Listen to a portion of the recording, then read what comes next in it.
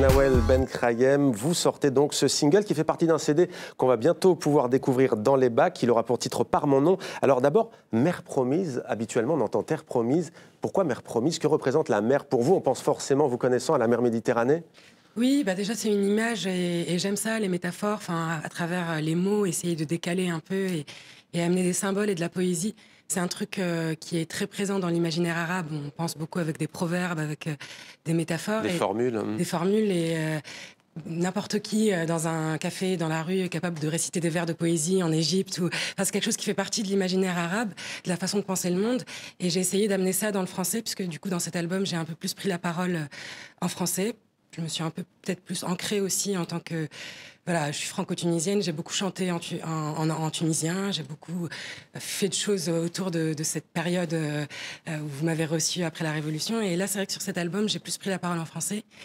Et Mère promise, bah, c'est peut-être cet endroit à l'intérieur de soi où on peut retrouver de la force et la promesse d'un ailleurs un peu plus juste, parce que voilà, Ouais.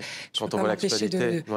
de rebondir et de me faire la réflexion à quel point le constat de ce monde est celui d'un monde jalonné par un système profondément injuste qui délaisse aussi ces humains, quoi, parfois. Et du coup, moi, je me situe pas du tout du côté de l'investigation du droit international, etc., qui est souvent... qui met souvent à mal les humains, mais du coup du côté des émotions et de comment l'humain, dans ce monde chaotique et injuste, peut retrouver de la force pour... Voilà, pour rêver, Franck pour y a croire. installé le micro parce que vous allez nous interpréter Mère promise. Peut-être en attendant, je vous demande juste musicalement, quelle tonalité avez-vous voulu donner à ce nouveau CD? On sait que vous avez toujours la même voix singulière pour notre plus grand plaisir. Et au niveau des notes musicales, ça donne quoi? Ça donne toujours quelque chose qui explore un peu l'hybride, c'est-à-dire la rencontre entre des sonorités un peu froides, pop, anglo-saxonnes, avec des claviers, des guitares électriques un peu planantes, et puis des rythmiques un peu plus urbaines ou des atmosphères un peu...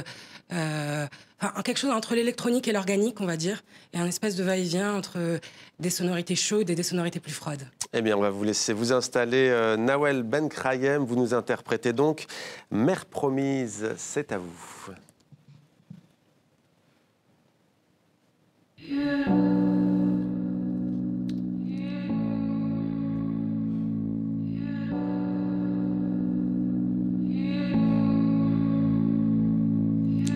Locataire de ce monde avare, je suis de celles prêtes au départ.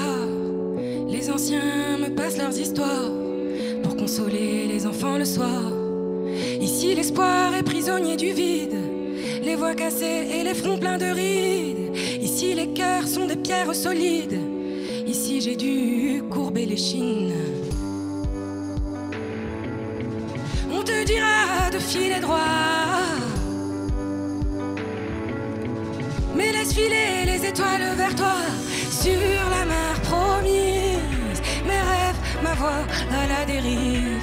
Sur la mer promise, sans elle.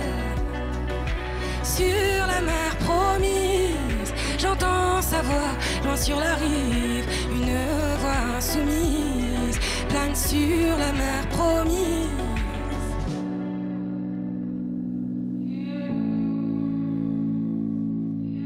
Et ma boussole ne veut pas savoir ce que les astres prévoient comme déboire.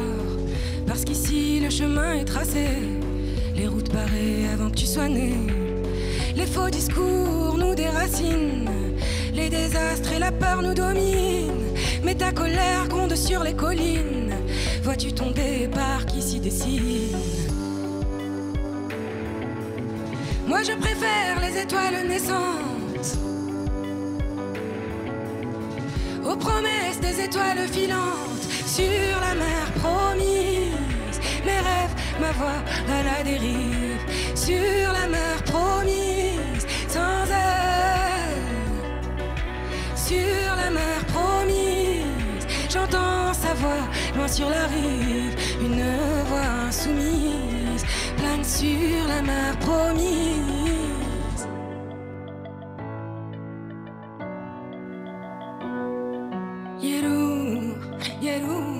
يروح الهوى يسود الهوى يروح الهوى يسود الهوى يروح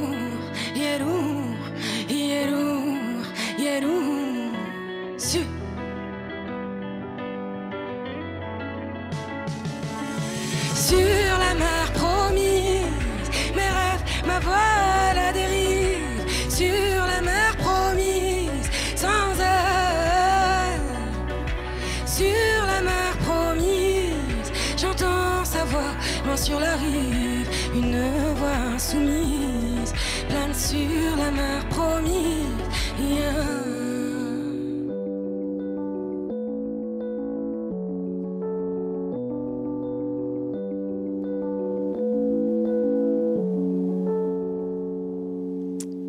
Mère promise de Nawel Benkrayem. On peut l'applaudir quand même, Martine. On peut vous applaudir, Nawel Benkrayem. On va vous laisser vous installer, Nawel, à nouveau. On a le sentiment que cet album à venir, et ce morceau en particulier, alors c'est très imagé, avec des mots bien choisis. C'est à nous de nous faire une idée, en fait, de ce que vous voulez nous dire. Mais on a le sentiment qu'il y a un message, notamment aux nouvelles générations. Oui, c'est vrai que je trouve que... Voilà, j'ai une petite sœur qui a 18 ans et qui, elle, a plutôt grandi en France, du coup. Et c'est vrai que... Moi, j'ai mis un petit temps peut-être à réaliser, vu que moi j'ai grandi à Tunis jusqu'à mes 16 ans. Maintenant, ça fait plus de 10 ans que je suis ici. Et je pense que j'ai mis un temps à réaliser, en fait, que quand on vient d'un pays dit pauvre à un pays supposément riche, parce que je dis supposément parce que y a la richesse ne se mesure pas qu'au niveau du PIB, bien sûr. Mais en tout cas, il y a des désillusions. Et c'est vrai que je trouve que même dans un pays comme la France, qui est un pays riche, on voit bien qu'avec ses minorités, avec sa jeunesse, il y a des difficultés, il y a du mal-être. Et du coup, c'est vrai que j'aime bien cette idée d'être un peu comme en tout cas dans mes chansons, de prendre la parole un peu comme une grande sœur et de m'adresser aux petites sœurs qui sont là dans ce monde un peu chaotique et d'essayer de leur donner la force de quand même essayer de réinventer ce monde, quoi.